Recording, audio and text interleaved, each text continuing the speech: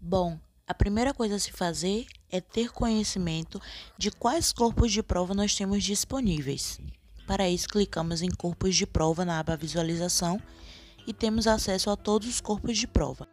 Temos 3 corpos de prova e vamos começar a coleta de dados da barra retangular. Para isso, preciso escolher 2 pontos deste corpo de prova, sendo o ponto G obrigatoriamente um desses pontos. Neste caso, vamos estudar o ponto P e o ponto G. Quando você coloca o mouse em cima do ponto P, você tem a massa do pêndulo, o momento de inércia no centro de gravidade e a distância do ponto P até o centro de gravidade. Anote esses dados. Agora vamos fixar o pêndulo e colocá-lo em um ângulo de 5 graus para que gere uma oscilação. Vamos também ativar o cronômetro assim que ele começar a oscilar para a gente perceber quanto tempo ele precisa para realizar 10 oscilações. Para o ponto P, percebemos que foi preciso 9 segundos para que o pêndulo realizasse 10 oscilações.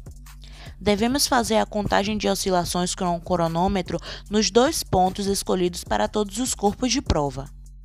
Neste momento, fixei o pêndulo em seu ponto G e note que o ponto G não apresenta oscilação. Isto porque quando o ponto de suspensão é o mesmo que o centro de gravidade, o corpo se mantém em equilíbrio independente de sua orientação. Portanto, se trata de um equilíbrio indiferente.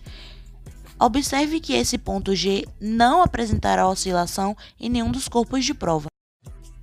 Agora, repita todo esse processo para todos os corpos de prova.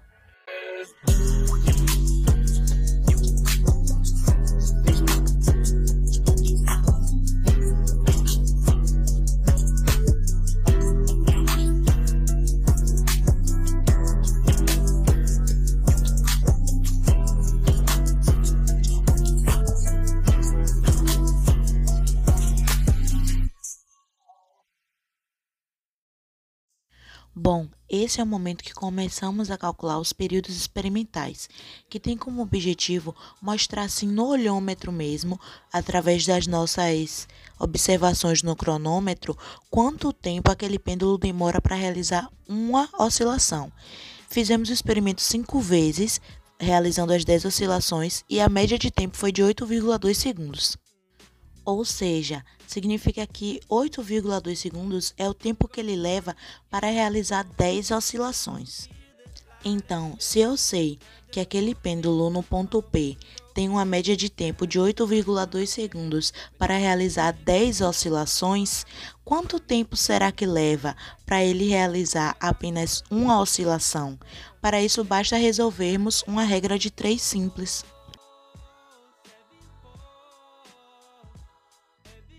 E neste caso, o pêndulo retangular no ponto P demora 0,82 segundos para realizar o movimento de uma oscilação. E seguiremos esse mesmo raciocínio para calcular o período experimental de cada ponto selecionado em todos os corpos de prova.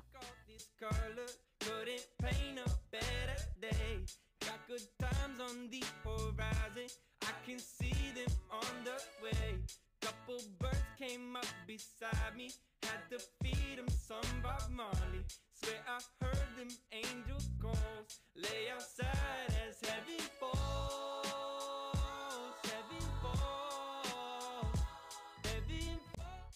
A partir de agora, começaremos a calcular os períodos teóricos, que tem como objetivo mostrar com mais precisão o tempo que cada corpo de prova leva para realizar uma oscilação. A fórmula geral do período teórico corresponde a 2π vezes raiz de I sobre massa vezes gravidade vezes h, e esse h é a distância do ponto escolhido até o centro de gravidade. Só que esse I ele é particular para cada corpo de prova. Logo, o primeiro passo a se fazer é calcular qual é o ponto de inércia no centro de gravidade ou no centro de massa. A fórmula para calcular o ponto de inércia no centro de massa de uma placa retangular será massa vezes o comprimento da placa ao quadrado sobre 12. E agora é só substituir os dados.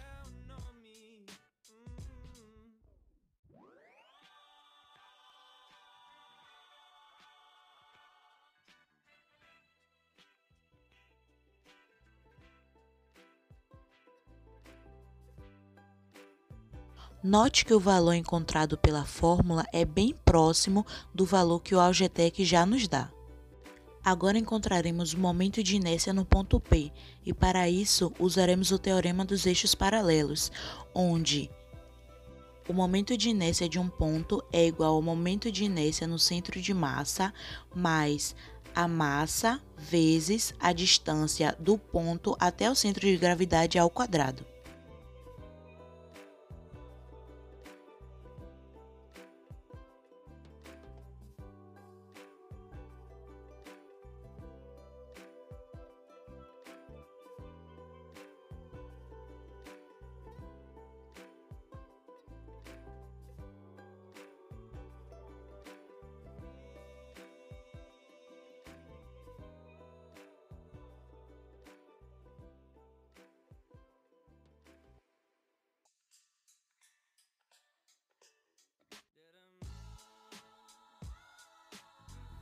E agora, tiramos a diferença entre o período teórico e o período experimental.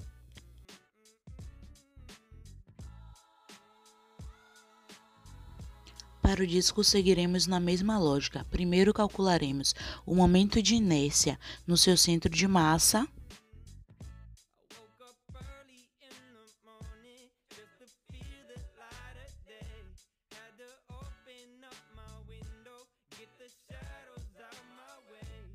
calcularemos o momento de inércia do ponto através do teorema dos eixos paralelos.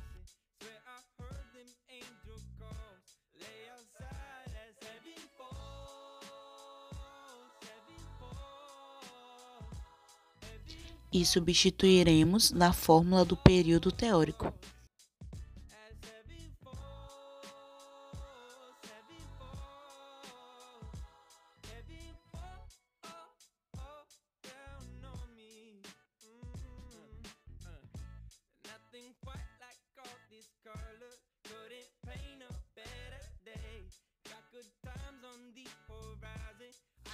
Agora, para a barra com comprimento e largura consideráveis, seguiremos também a mesma lógica. Calcularemos o seu momento de inércia no centro de massa,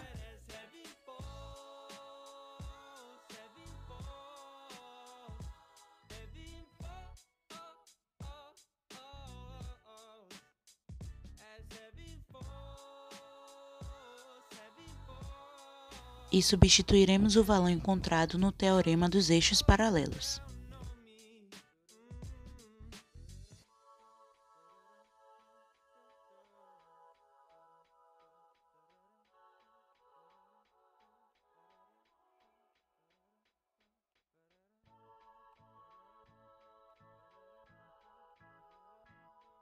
Agora basta substituir os dados encontrados na fórmula do período teórico.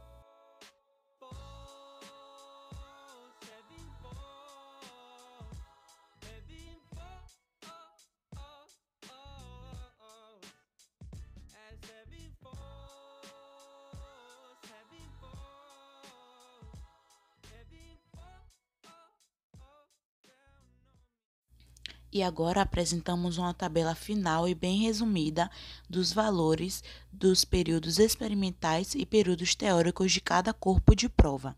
Lembrando que, se o ponto G não há oscilação, então também não há necessidade de cálculo para descobrir os seus períodos.